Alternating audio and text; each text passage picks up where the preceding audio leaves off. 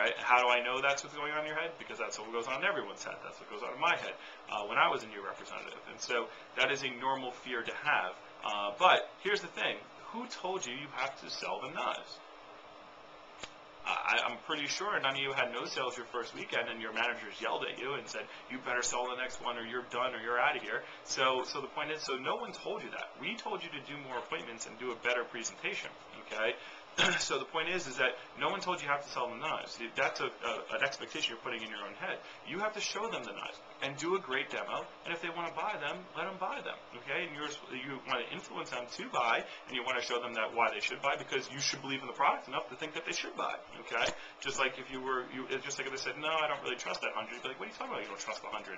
It's a $100 bill, take it, okay? Like you would be like, oh, okay, well, I'll see ya, all right? You would influence them to take the freaking 100, okay? It's like, no, it's real. I'm really giving away $100 bills, all right? So that's the same thing. Well, I can't afford it. What do you mean? Okay, it's a knife. Of course you can afford some of the Cutco. I mean, here, I'll work with you. I'll find something that fits in your budget. Okay, we have things that go down to $30. What do you mean you can't afford it? You have to get these, Mrs. Jones, all right? So that's got to be your, and then you should be saying that because you really believe that they should have it, not because you want to make some money, okay? If you're going to your customer's house with dollar signs in your eyes, and I just need to sell because I want to make money, well, you have to believe in your product. You have to really believe that that these people really should buy, and that's really the number one problem with most reps. So, but the point is that your fear of calling them. Just call them and show them it exists. They can't buy it if they've never seen it, never heard of it. So your job is to do demos. So just call them and set up the appointment, okay? Get over the fear. And by the way, and here's the thing, here's if you decide if you can get over a fear or not. All right, like I have a fear of going and robbing a bank, okay? So, well, all you have to do is when you have a fear, and to see if you should take action on that fear, is you look at the best case scenario and you look at the worst case scenario. If you can deal with those two things, then you do it. If you can't deal with those two things, you don't do it, okay? So, for example, robbing a bank. Well, worst case scenario, I go to jail, I get shot, okay? I'm on the FBI criminal most wanted list, okay? That's the worst case scenario. Best case scenario is I make, $100,000 and get away scot-free, okay? Well, even if I can make $100,000 and get away scot-free, I don't want to deal with the consequence of getting caught or dying. So I wouldn't say I'll kill myself for $100,000. So the point is so I'm not going to do that, all right? So let's look at your scenario. Should I call this person or should I not? Well, the worst thing that could possibly happen if you call them is they say no, okay? And they could be like, no, I hate you, how dare you call me like this, you and your family are evil people, and and they could curse you out on the phone, okay? So there's a no, there's the worst thing that could possibly happen, all right? What's the best thing that could possibly happen? Well, they say yes, and end up buying a homemaker or an ultimate set, okay? So an ultimate set on this side, versus a no on the phone on this side. Now, if you haven't talked to these people ever, or you haven't talked to them in a long time, right, 10 years, well, when's the next time you're going to talk to these people again if you haven't talked to them in 5, 10 years already?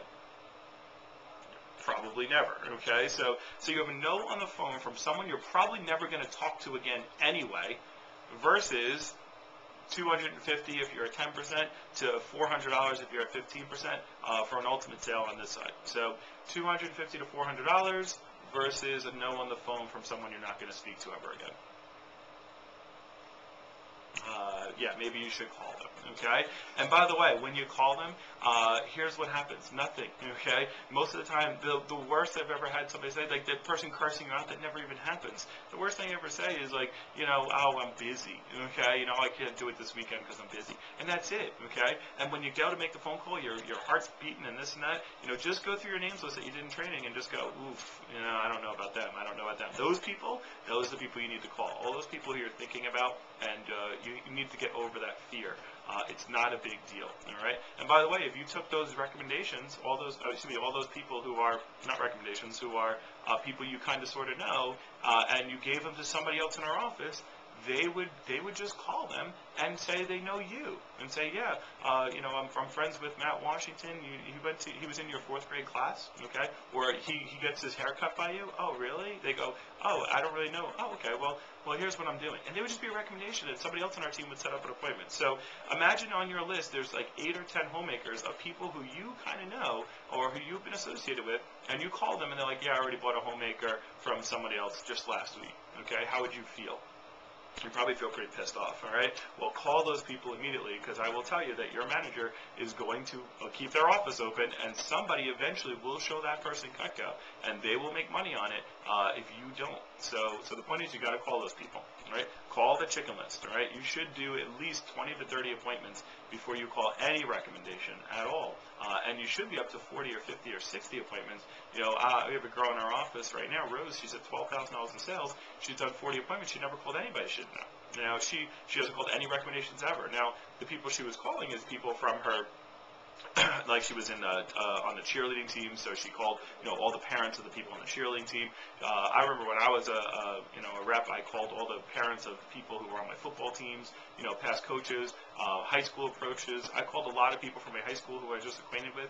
By the way, that's an easy thing. You just get your high school yearbook out. You go on to whitepages.com, look up their phone numbers, okay? Look up their house phone number. Go with the easy ones first. Don't look up Smith first, you know, or Jones. You know, look up the weird names first. And I remember the first person I called, Randy Alarcon's mom, okay? She was the first one in my yearbook. And it's like, hello, is Miss Alarcon there? And the first time I did this, by the way, the lady wasn't the real Miss Alarcon. There was 3 Alarcons in Patchogue, Medford area. So the first one I called, and they were like, no, I don't have a daughter named Randy. Okay, and I said, hi, is Miss Alarcon there? She's like, yes. I said, hi, Miss Alarcon. You don't know me personally, but my name's Matt Washington. I went to school with your daughter Randy. And she's like, I don't have a daughter Randy. I was like, oh, I'm sorry. I guess I have the wrong number. Okay, and that was it. And I hung up, and I called the next person. No big deal. By the way, when I made that phone call, though, my heart was beating. I was like, oh, my God, I'm going to try this. I'm going to try it. And I went and did it, and then I was like, oh, okay, that was no big deal. But then I go, I got to do it again. And so I called again, and I got the real Miss Alarcon on the phone. I was like, hi, is this Miss Alarcon? Yes. Hi, you don't know me personally, but my name's Matt Washington. I graduated from Patchogue, Medford High School with your daughter, Randy. How are you doing today? She was like, oh, hey, I'm doing good. I'm like, well, how's Randy doing? Now, I don't even know Randy, okay? Like, I didn't know, you could be Randy, and I don't even know who she was. So she was just the first name in my yearbook.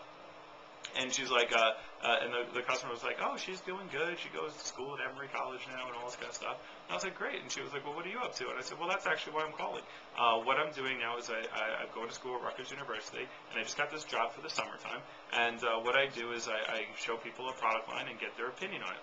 Now, the great thing is you don't have to buy anything. You don't have to be interested in buying anything. I just get paid for doing the appointments, and I'm trying to get some business experience and help pay for school.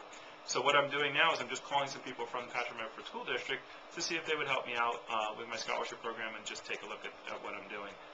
And so I'm going to be in your area on Friday, and I was wondering if I could set an appointment up for you at 6, or would 7:30 be better for you? Okay?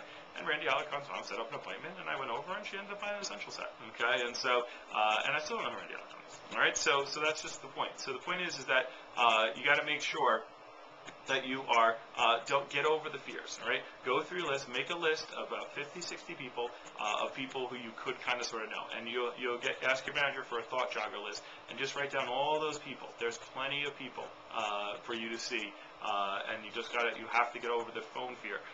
Once you get over the fear of the phone, guys, the job becomes a lot easier. Once you can just sit down and make phone calls and not worry about it. But before you go to the other side of the street, you need to mow your own lawn. Okay, you need to take care of your own grass and see the people that you know first, and get good at the presentation and learn the presentation. Because if you go to recommendations right away, again, you're just a nice salesperson. You got to know what you're doing, and you better be good. You got to know your clothes. You got to know your recommendation approach. You got to know how to drop down properly, and know how to do a good presentation. So when you go see those people who don't know you, now, by the way, once you get to those people, once you get through all that stuff, and you see like 20, 30 people that you kind of sort of know, you see 5 or 10 people that you know really well, and you're good on that, and you got the recommendation, you got the demo, you got everything on. Now you go see people that you don't know, and you've got those skills. Now you can see those people, you get recommendations, and after the recommendation, that's it, okay? And then you're skilled at this job, and that's how you can start making 40, 50, 60, 70, $100,000 a year. All you got to do is guys, if you did 12 appointments a week, had 8 sales and an average order of $250, you would be selling $2,000 a week, and as an FSM, at 50 weeks a year, that's $100,000 in a year. You get a cool sword.